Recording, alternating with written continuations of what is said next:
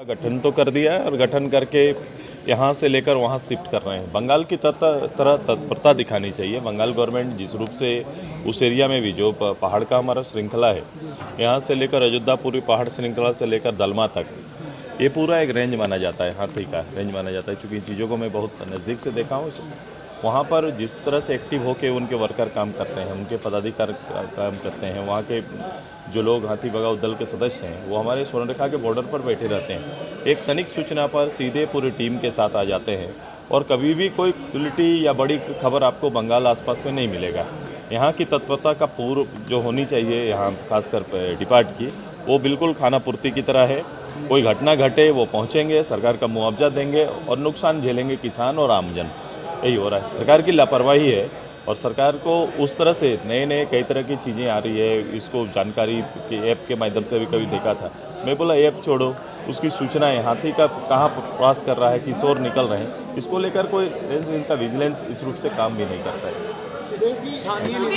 चुनाव में voting percentage काफी बढ़िया रहा है, कितने आश्वस्त हैं आप अपनी जीत को? मैं इससे ज़्यादा उम्मीद कर रहा था, बट ठीक है, शहर में प्रतिशत बढ़ा, दुलमी में 72% चला गया, कमोबेश ठीक था और अनुपात में महिलाओं का वोट अच्छा हुआ है। मैं इसलिए बधाई देता हूं और कोशिश करें बाद में, मेरी हमेशा ये रहती है कि वोटर्स जो भी हैं, जो जहां रहे, बाहर में भी लोग चले जाते हैं, लेकिन अपना मतदान करने के लिए ज़रूर आए। तो उससे क्या मतदान में उत्साह बढ़ता है और अपना मत भी, जो अपना पक्ष है, वो मजबूत होता है। सुदेश जी, नियोजन नीति को लेकर लगातार उठा रहे हैं, लगातार जो अभ्यर्थी है वो सवाल उठा रहे हैं कि बहुत दिनों से नियुक्तियां नहीं हुई है, परीक्षाएं रद्द हो गई है। देखो, ये सरकार युवाओं की भावनाओं से खेल रहा है। मैंने पहले दिन ही कहा था, जब ये प्रस्ताव आया, गवर्नमेंट ने ये प्रस्ताव लाया, होली की दिवाली खेल ली है, उसी दिन मैंने कहा था ये पॉलिटिकली ये है, एक राजनीतिक पहल है, ये समाधान नहीं है। चूँकि राजनीतिक पहल के लिए कि मैंने लाया, ये सरकार कमिटेड नहीं है।